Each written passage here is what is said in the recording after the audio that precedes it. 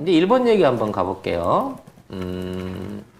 일본의 참치 못 먹는 경제대국 일본. 네. 이런 얘기가 나오고 있습니다. 이게 뭐냐면 지금 일본이 경제가 지금 폭망을 해가지고 이게 지금 급여 수준이 어떻게 되냐? 1997년을 100으로 봤을 때 작년 말 그러니까 일본의 급여 수준이 90.3이래요. 그러니까 1997년보다 급여 수준이 떨어진 거예요. 25년 전 통계인데 일본은 25년 전보다 10% 급여가 깎인 거고 그렇죠. 우린 25년 만에 급여가 60% 정도 오른 거죠. 58% 우리가 네. 올랐고요. 미국과 영국은 미국은 122, 영국은 130이니까 우리가 제일 높게 많이 우리가 올리긴 제일 많이 했네요. 올랐어요. 근데 이제 그동안은. 이건 퍼센테이지라서 네. 아무래도 이제 실수령액은 어느 정도 좀 차이가 있을 수는 있겠습니다만 어찌 됐거나 일본의 인건비 수준은 물가 상승을 감안하지 않더라도 25년째 제자리이거나 오히려 떨어졌다라는 그렇죠. 부분인 거죠. 네. 자, 이렇게 되다 보니까 일본인들이 제일 사랑하는 이 참치를 참치. 마음껏 못 사 먹는다는 거야. 네. 그래가지고 경매를 해도 이게 잘 안 되고 져가지고 최고급 참치 경매는 맨날 중국이나 동남아 국가에 패한대요. 진대요. 그러니까 근데 최고급을 가져와서 그게 팔려야지 이제 경매에서 그렇지. 많이 부를 거 아니에요.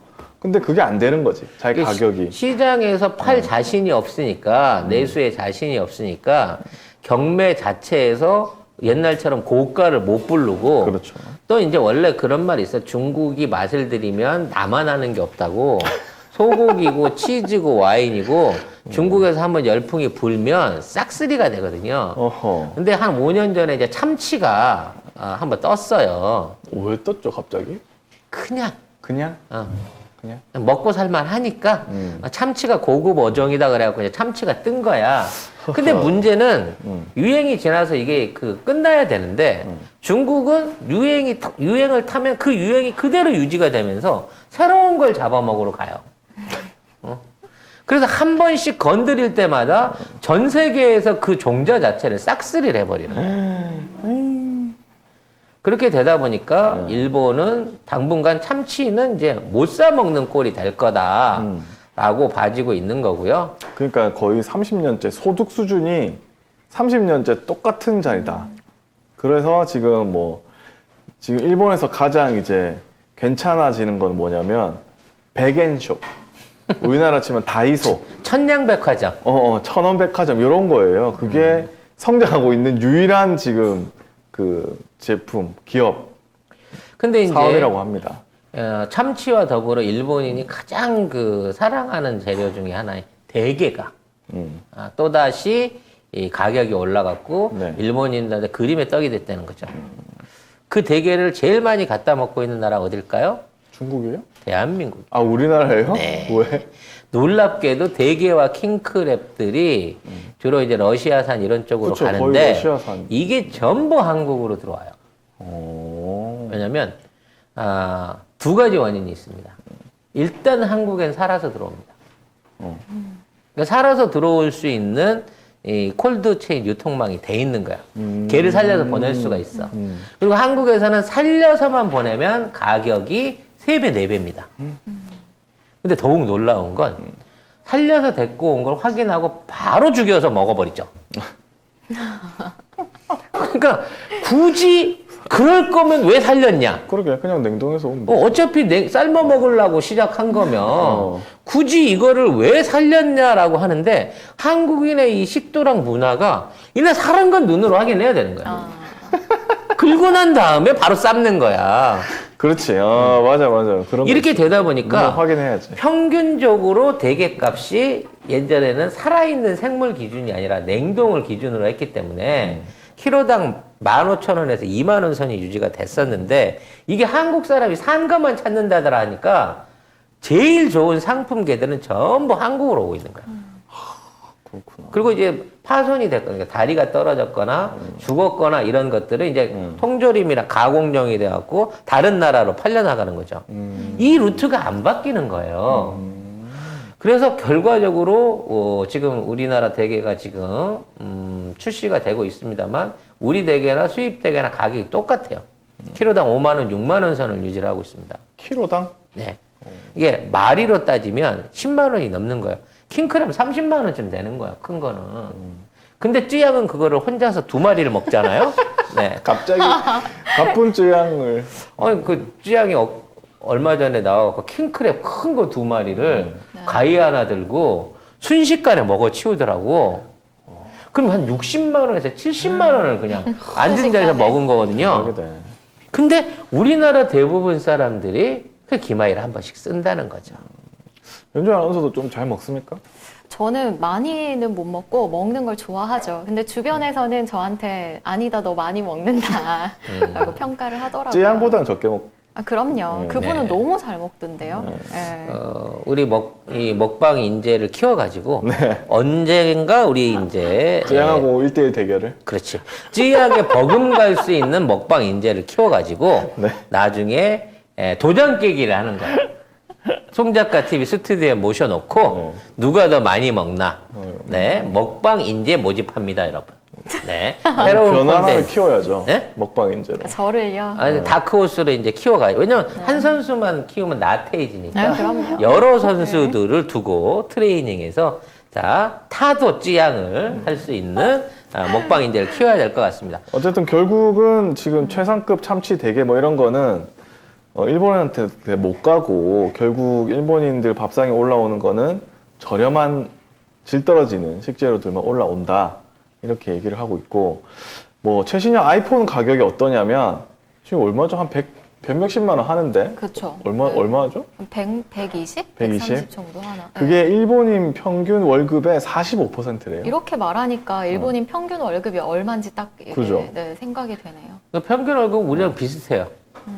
우리가 이제 200만 원에서 200만 원 좀 못 되는 수준이고 네. 걔네들이 한 220, 30 정도 수준인 거거든요. 이게 평균이라는 겁니다. 네. 그러니까 이제 고액을 받는 애들은 많이 받을 수도 있겠지만 저액과 고액을 합쳐놓은 평균 임금 수준에서는 이미 한국이 이미 일본을 따라잡았다라고 그렇죠. 하는 얘기들이 나오고 있는 상황인 거죠. 미국인은 월 25%면 아이폰 되고, 근데 그 2009년에도 일본인들도 월급의 20%면 아이폰 살 수 있었대요. 근데 지금 못 사는 거지. 그렇지. 그 수준에 계속 월급이 똑같으니까. 그 최신 폰을 못 쓰니까 아직도 옛날 폰을 계속 그냥 쓰는 거야. 음. 그런 의미에서 뭔가 뭐 새로운 컨텐츠, 뭐 카메라 기술, 뭐, 아이폰으로 영화를 찍는 어떤 이런 안 되지, 것들은 안 되지. 아예 선전을 안 내지. 네. 그냥 가격 싼 것만 그렇죠. 선전해갖고 팔아야 되는 거죠. 자, 문제는 뭐냐.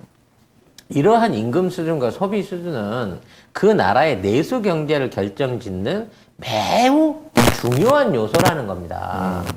국민들이 사실상 빚 갚고 월세 내고 생필품도 제대로 사서 못 쓸 수준으로 가고 점점 더 소비를 줄이다 보니까 일본의 전체적인 내수 규모가 쪼그라들고 있는 거예요. 그렇죠.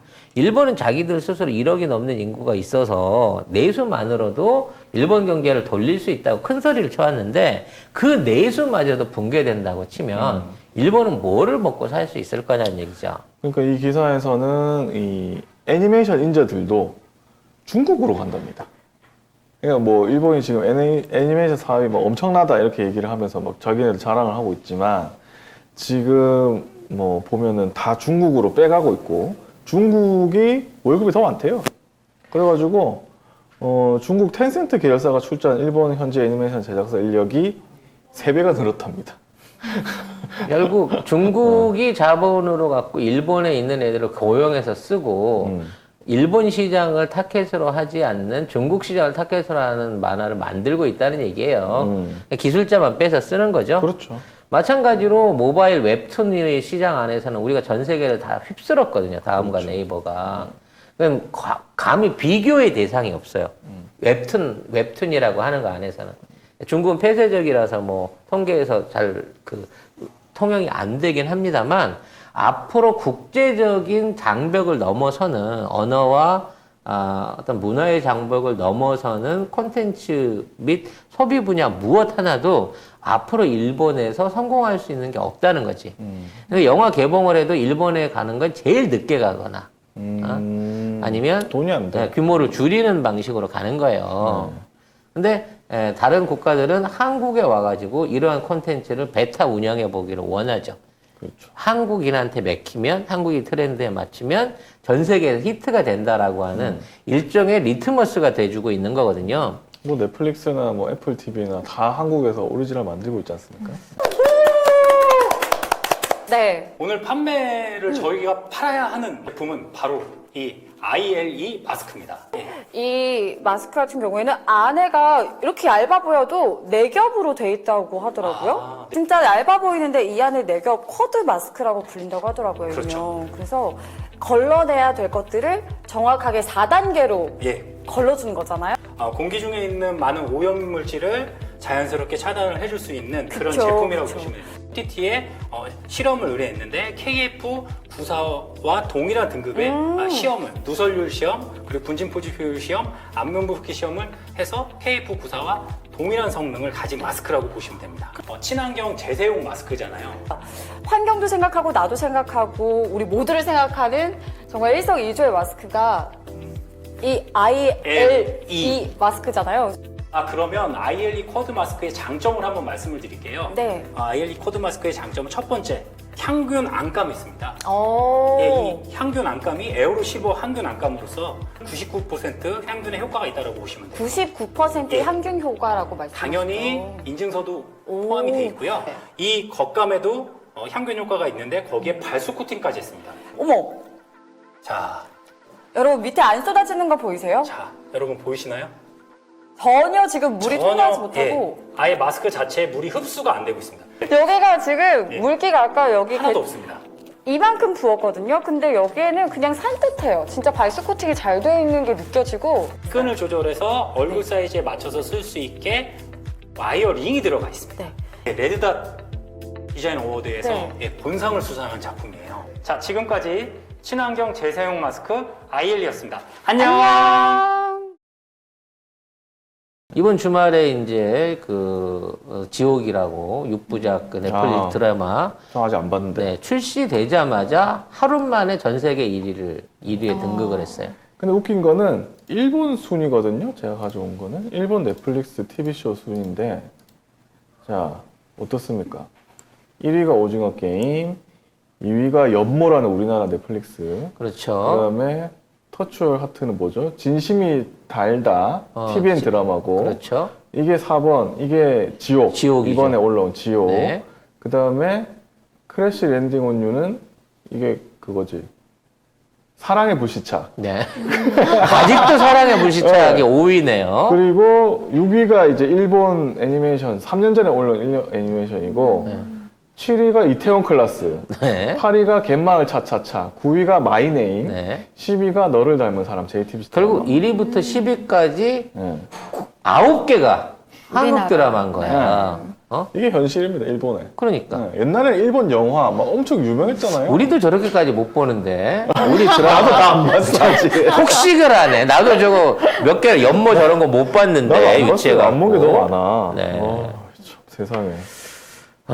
그러면서 이제 똑같이 지네들도 카우보이 비밥이라고 이제 미국에서 애니메이션 동시에 내놨거든요. 네. 우리는 1위 하루 만에, 걔네들은 출시하고 50매디에 있다가 이튿날부터는 순위권 밖으로 빠져버렸죠.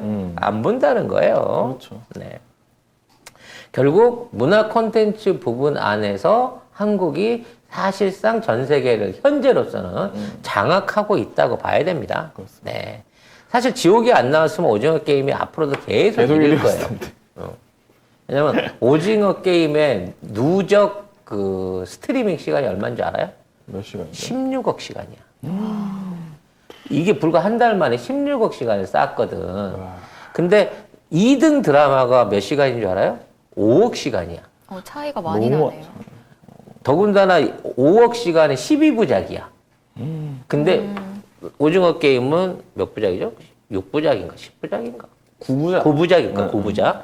그래서 9부작으로 이마만큼을 한 달 만에 끌어올렸기 때문에 사실 누적 부분 안에서 저걸 누가 따라갈 거냐? 이거 뭐- 왜 아직도 2위야? 아직도 한 달밖에 안 됐어. 일본에서는 아직 1위고 네. 다른 나라도 일본 1인 데가 많아요 아직. 그래서 결과적으로 나중에 오징어 게임은 최소 30억 뷰 이상은 달성, 30억 시간 뷰가 아니라 노출 시간으로 30억 시간 이상은 달성할 것으로 봐지기 때문에 그 기록을 깰 수 있는 드라마는 한국 드라마 아니면 안 된다라는 얘기가 벌써 나오고 있는 거죠. 사실 저도 6편을 한꺼번에 다 봤는데 좋아요? 솔직히 뭐 좀 그래요? 내 생각으로는 그래요? 내 생각 언제 한번 그 나 오늘 봐야겠네. 세계관에 대한 리뷰를 좀 해볼 필요가 있는데 우리 같이 이제 내세라든지 그 다음에 인과응보를 따지는 동양적인 사람들이 보기에는 이제 그거하고 어긋나기 때문에 좀 신선하게 봐질 수는 있지만 서양 애들이 저런 거 이해할까?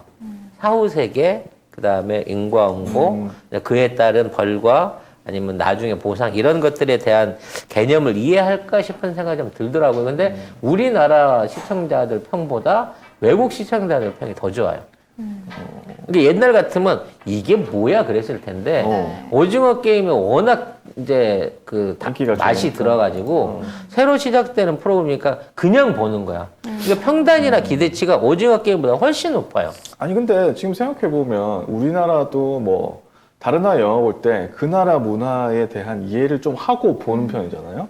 그리고 그렇게 치면 외국 사람들도 우리나라 문화를 이해하고 봐야 돼. 이거 보려면. 그렇지. 네, 그리고 그걸 다 이해하고 나서 즐길 준비가 된 다음에 그 다음에 한국 드라마를 봐야 더 재밌지. 그 이해를 못해도 이게 한국의 정성가 본다. 그렇죠. 그렇게 이해하고 또. 가본가? 정성가 보다라고 하면서 받아들이면서 완주를 친다는 거야. 그렇죠. 기대감을 갖고. 그게 중요한 거. 네. 그도 그럴 만한 게, 그 출연 배우들이 진짜 연기를 잘하더라고요. 유아인 씨 나오죠. 유아인은 이제 초반에 한 3부작 나오고 뒤에는 이제 뭐 박정면으로 이제 갈아타서 바뀌어지는데 주인공들의 연기가 워낙 몰입감이 있고 굉장히 이제 그 소박해. 꾸미질 않았어. 이게 그 진짜 우리 주변에 있는 생활 다큐 브이로그를 찍어 놓은 것 같은 그런 편안한 그림이나 분장이나 인물들이 정말 소름 끼치는 연기를 하는 걸 보면서 야 이거는 한국 배우들 아니면 이거 망했다라는 생각이 들 정도로 대단한 열연을 보여주는 작품이었습니다.